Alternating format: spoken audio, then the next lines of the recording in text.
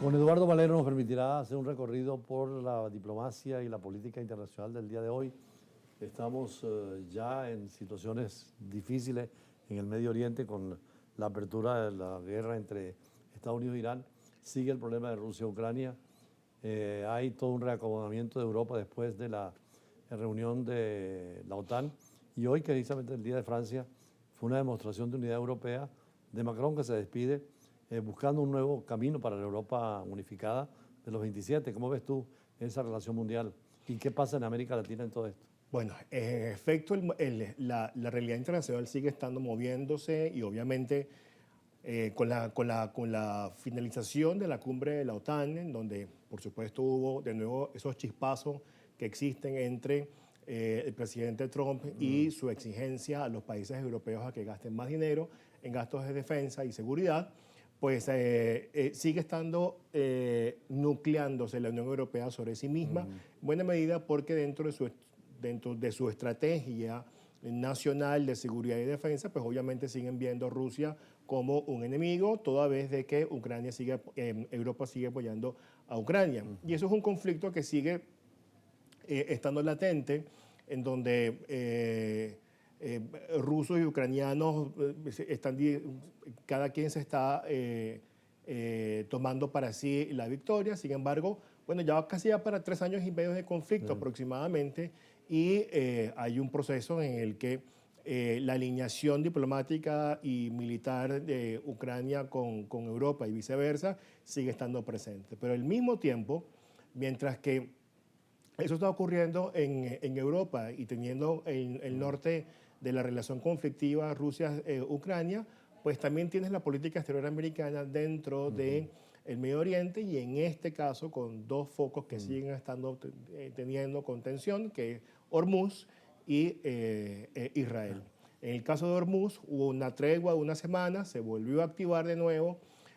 Yo creo que en buena medida, embajador, y esto creo que hay que decirlo, la situación entre Irán y Estados Unidos se vuelve a complicar en buena medida porque, a ver, yo siento que hay una necesidad dentro de la política americana de tener más garantías con los avances nucleares por parte de Irán, y de parte de Irán obviamente tiene la necesidad de establecer mejores relaciones con sus vecinos, toda vez de que hay una necesidad muy grande de que vuelva otra vez a fluir el comercio en el Estrecho de Hormuz. Y una revisión en América Latina que es interesante, con las nuevas presidencias en Colombia y en Perú, un giro del centro a la derecha. Bueno, en efecto, Colombia tuvo elecciones. Al principio hubo una discordia con los resultados. Sin embargo, el tema de estas nuevas derechas que existen en Colombia, bueno, y en América Latina, pues bueno, le toca dentro de sus primeros 100 días, pues obviamente atajar ciertos temas, ¿no?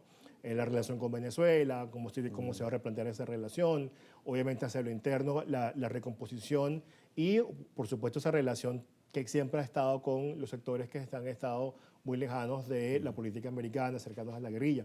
En el caso peruano, después de un reconteo interesante entre Fujimori y Keiko, pues efectivamente los Fujimoris vuelven al poder en un país que estaba plagado por tanta inestabilidad política, casi 6 presidentes como que en 7 años, y bueno, con un reto por delante de reconquistar esas zonas en el Perú y volver a enamorar de la política de ese país que ha tenido tanto inestabilidad.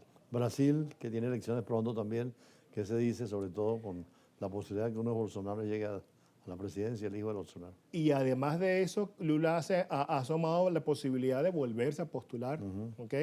Entonces, ahí está, en el caso del Brasil, el cálculo de mantenerse Lula en el poder, porque además Lula tiene una aceptación a nivel internacional.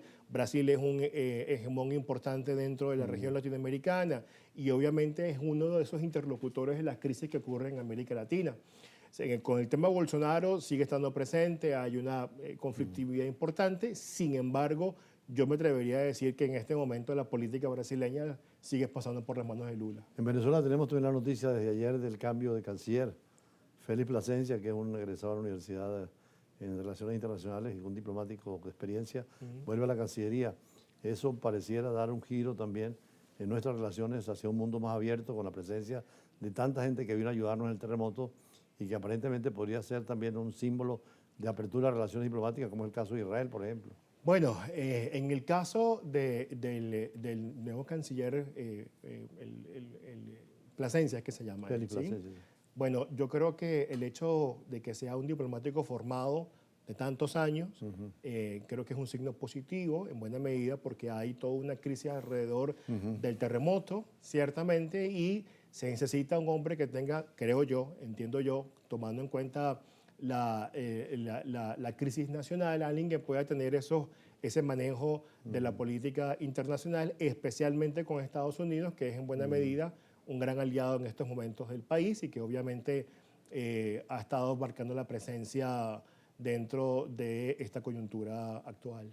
La Embajada Americana en Venezuela, me imagino que empezará a funcionar pronto porque ya tienen todas las estructuras, los nombramientos, los cargos, las designaciones, pero los venezolanos quieren ver los consulados nuestros abiertos en Nueva York, en Miami, en Florida, en Los Ángeles, tal vez en Boston, y aquí tener también consulados abiertos para los trámites de los papeles.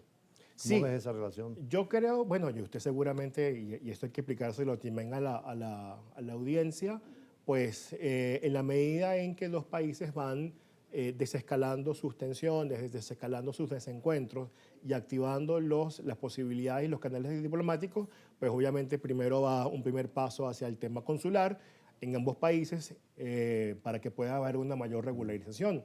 Y esto hay que decirlo porque toda vez que, como hay empresas americanas que están llegando y que obviamente el interés es en el sector petrolero y gasífero, pues también la delegación diplomática necesita tener un acompañamiento, por supuesto, a esas empresas que estén llegando y, por supuesto, del lado americano. Así que eso es algo que se va descongelando poco a poco, no es tan rápido, pero yo creo que tomando en cuenta que el terremoto ha acercado más a estas dos naciones, pues esto irá asentándose poco en los próximos meses con un mayor ahínco y con mayor énfasis. Y ya para terminar, usted que ha sido profesor durante varios años en la formación de cuadros en el servicio exterior, ¿qué necesidad de una diplomacia profesional nos hace falta ahora, sobre todo con la apertura que se está abriendo? Es una pregunta muy importante porque el siglo XX venezolano siempre tuvo una presencia administrativa, una continuidad administrativa dentro de la formación de los cuadros venezolanos y en el caso de nosotros, los diplomáticos, pues es interesante y es necesario.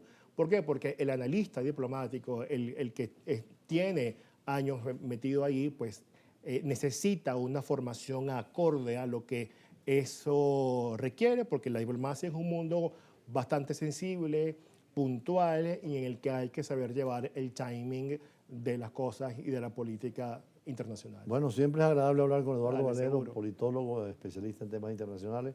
Así llegamos al final del programa de hoy, siempre con el choque de las imágenes, la fuerza de las palabras y análisis como este, siempre en profundidad. Hasta mañana a la misma hora con los temas internacionales. Buenas tardes.